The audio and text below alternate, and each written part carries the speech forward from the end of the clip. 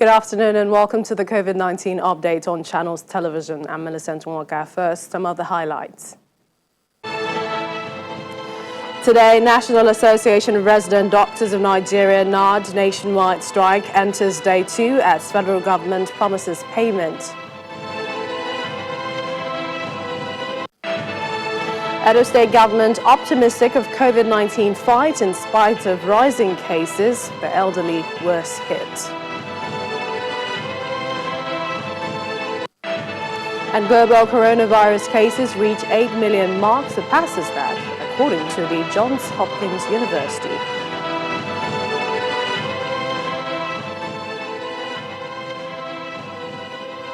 We'll begin with news just reaching us, which says that Governor Godwin Obaseki of Edo State has formally resigned from the All Progressives Congress.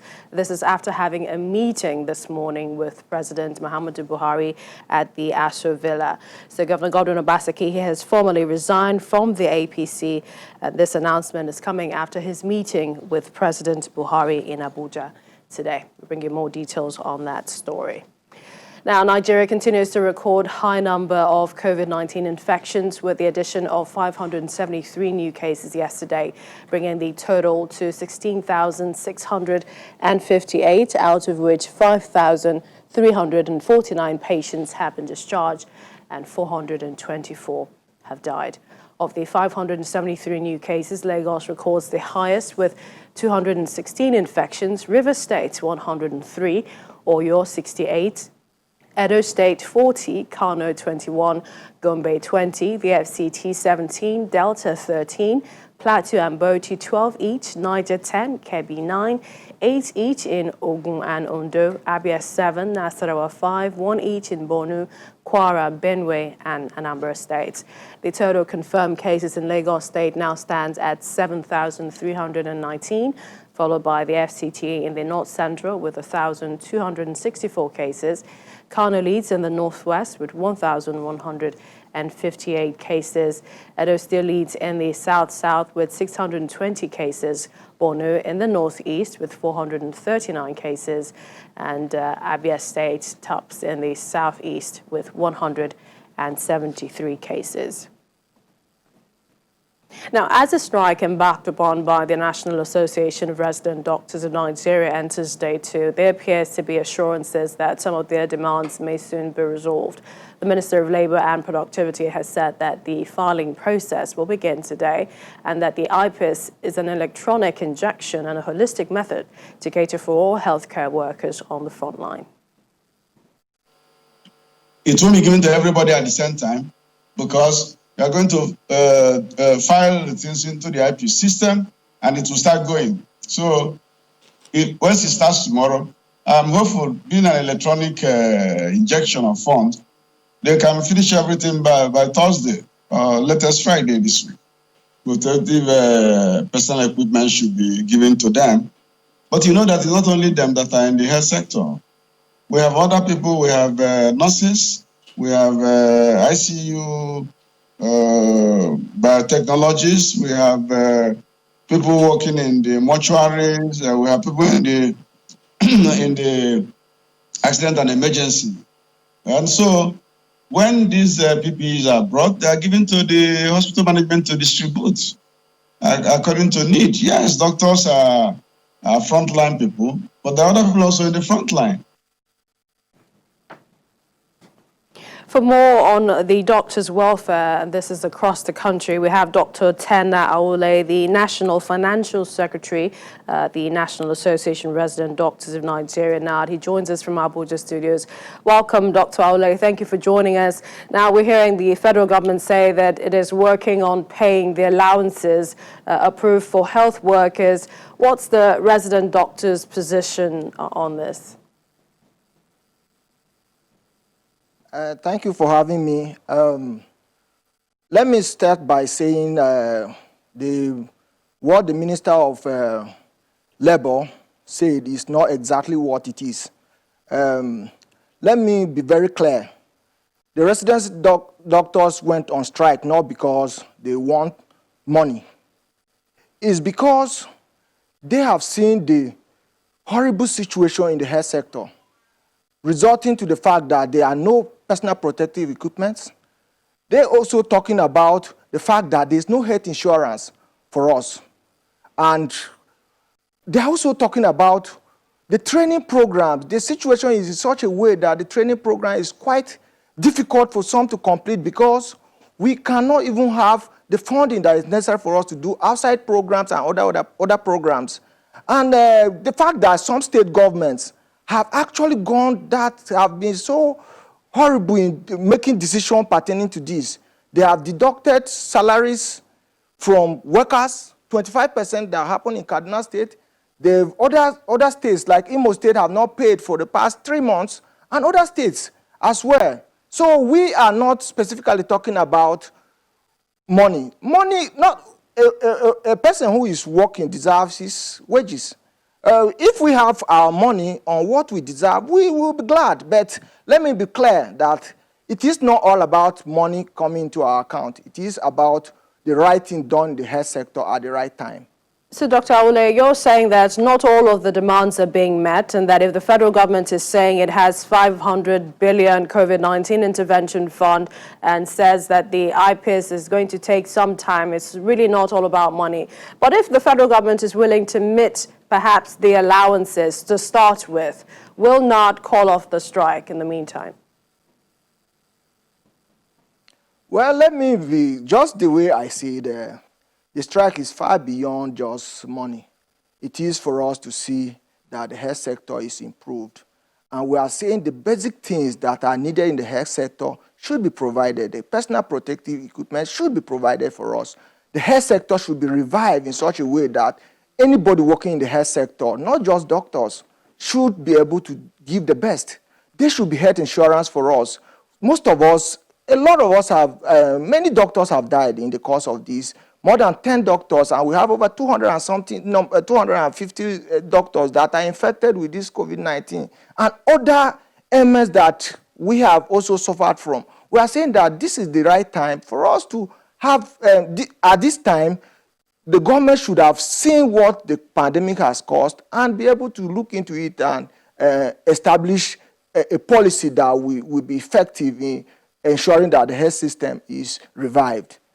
We hope that the government is listening. We'd like to thank you, Dr. Ten Aole, National Financial Secretary, the National Association of Resident Doctors of Nigeria. Now, thank you for joining us on the program. Thank you for having me. Over in Edo State, the government insists that the fight against COVID-19 is yielding good results, even though more positive cases are being recorded in the state, with statistics showing that the elderly are the worst hit.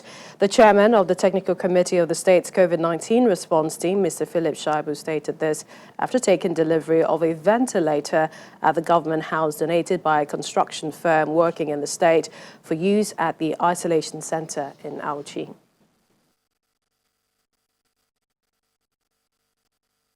Number of confirmed cases is on the rise.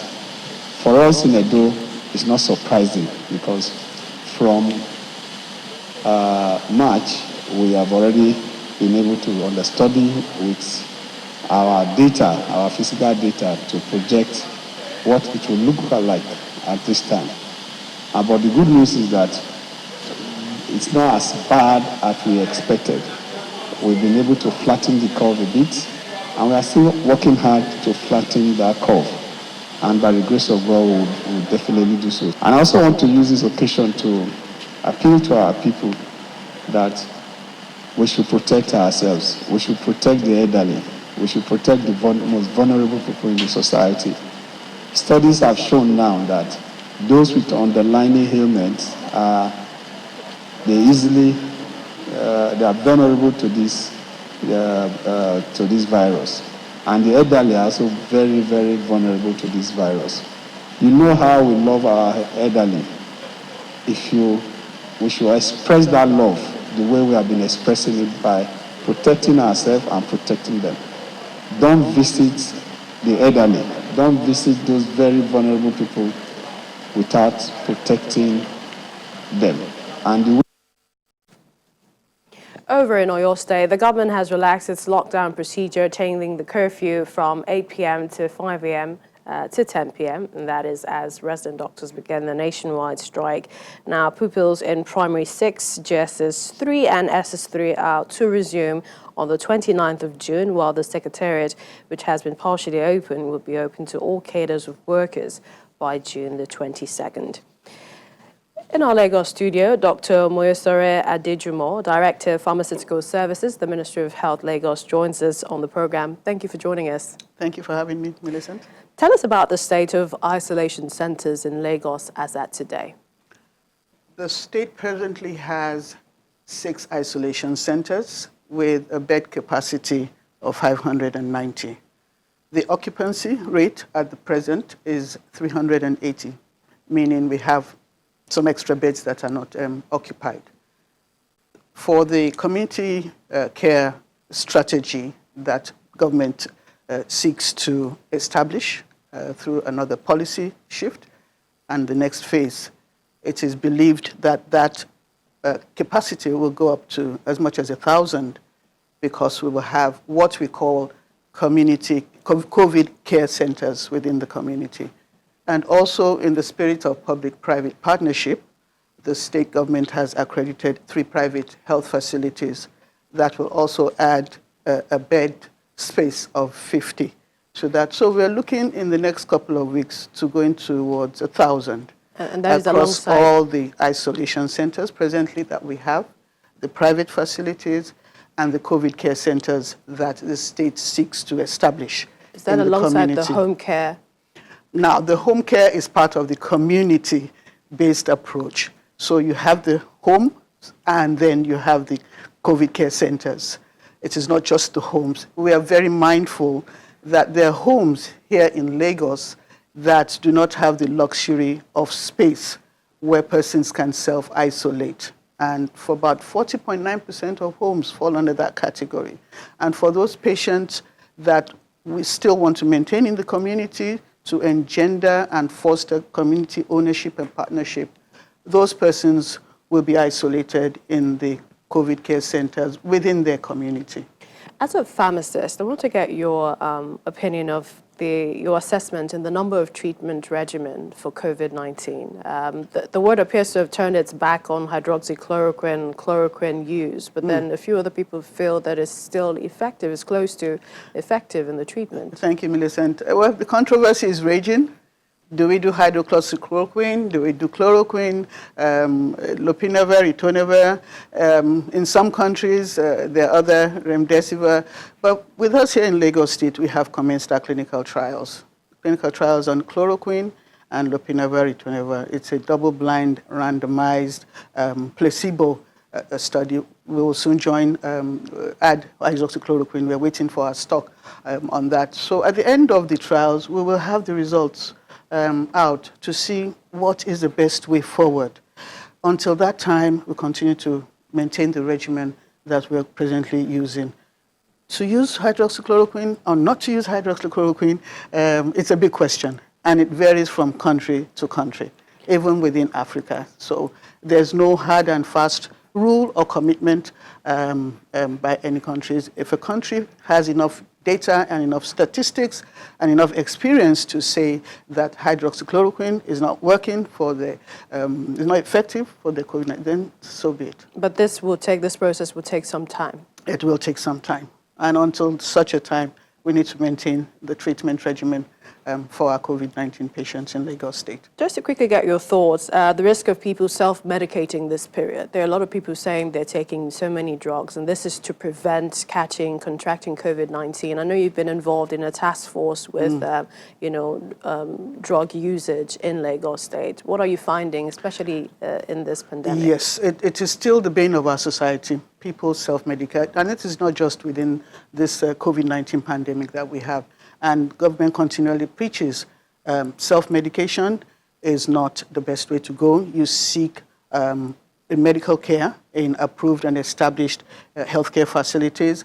For medicines, over-the-counter medicines, you can approach your pharmacist. Usually, in most cases, 60% of persons seeking care go to the community pharmacist. But the community pharmacist knows well enough to refer to the next level of care when the patient is not is not being able to handle by the community pharmacy. So we actually preach emphatically, no self-medication. We've heard a lot about different concoctions, people coming up with concoctions of ginger and turmeric and garlic and vitamin C and all that. What is most important is that the public adheres to the social and public health guidelines, the precautions, using your face mask when you're in the public or amongst the crowd, hand washing with soap and water preferably.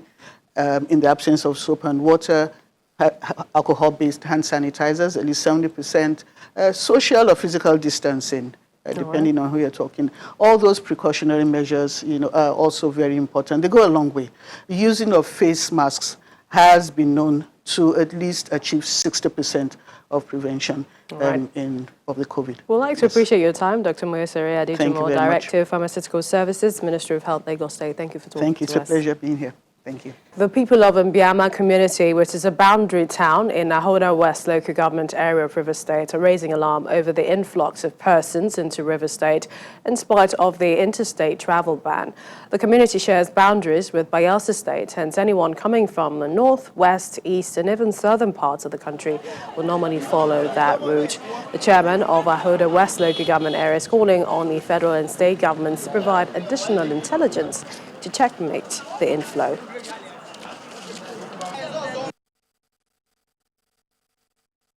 On Sunday, 3rd May 2020, the River State COVID-19 Task Force and the government security agents intercepted full load of 18-seater Hiace bus coming into River State through Mbiama border.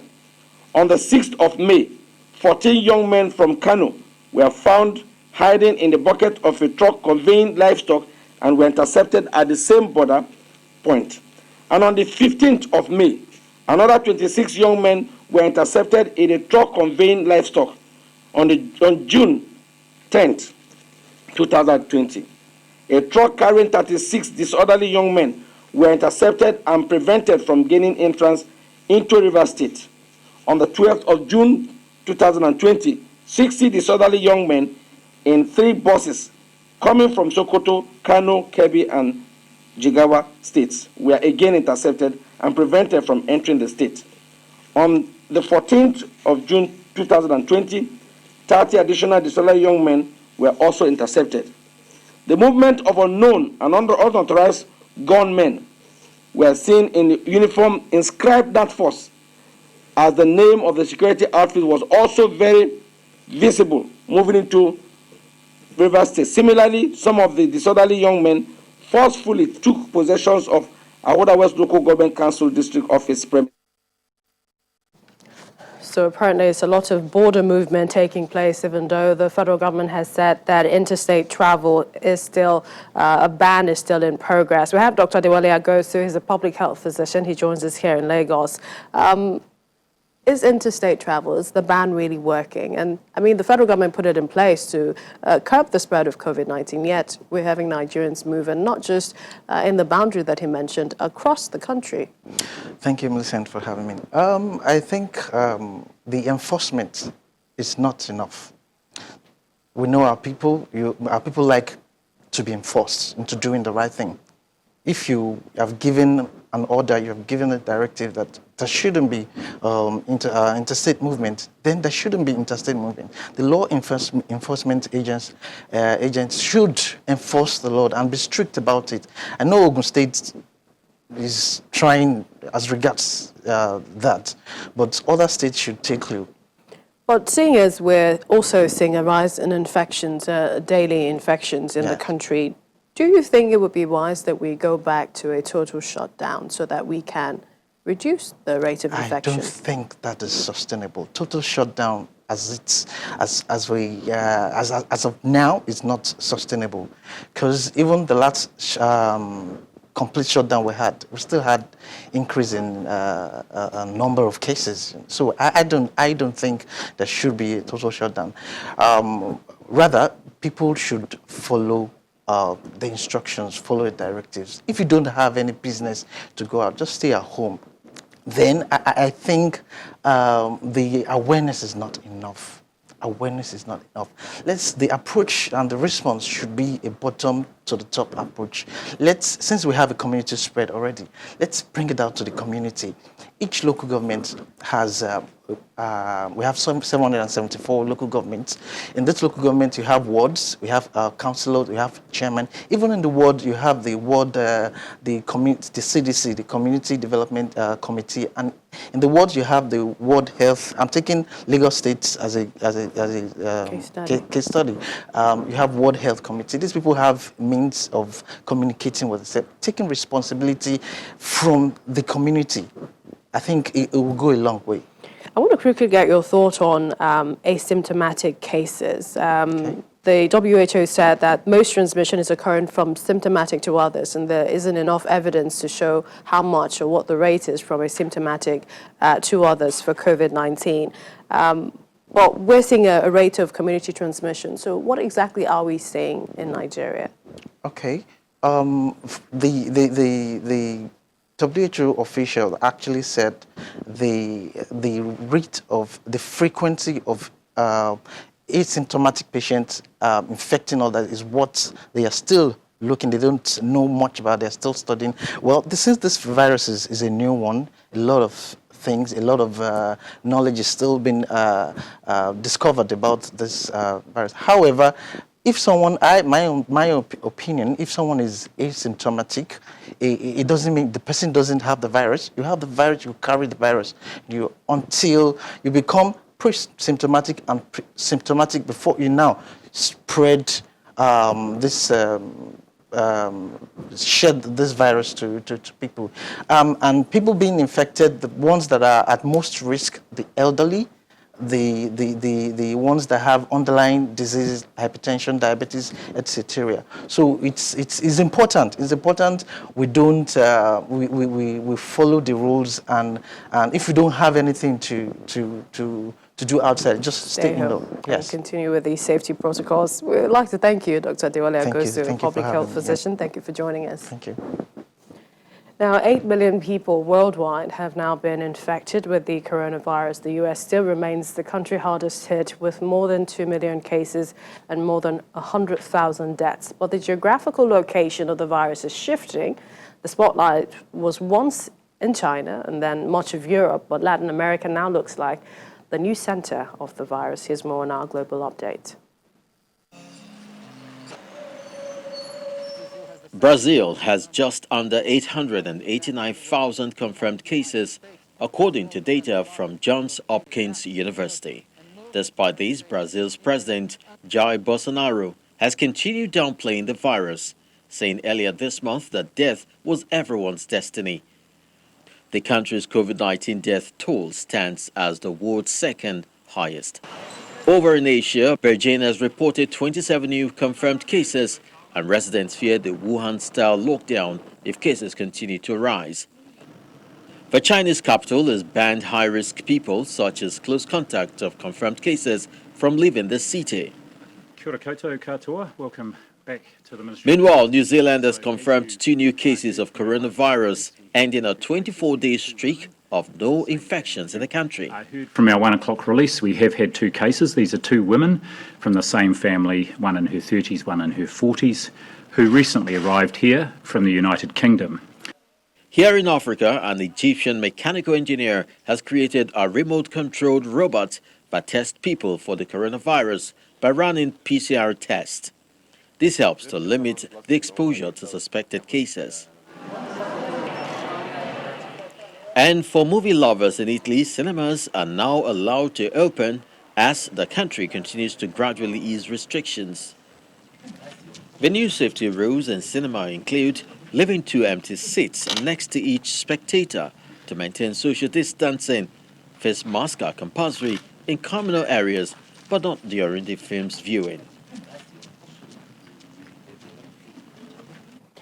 The NCDC website has all the information, statistics on cases across states. It has regular updates on the COVID-19 fight. You can take a closer look. It's the same with the World Health Organization on a daily basis, rolling updates on the pandemic with strategies and plans. Each moment it keeps updating. Our website, channelstv.com, has the latest news. All you need to do is log on and access all the news you need at your fingertips, channelstv.com. That's our program this afternoon. See you again at 6. I'm Millicent Nwaka. Stay with Channels Television. You're home for the news.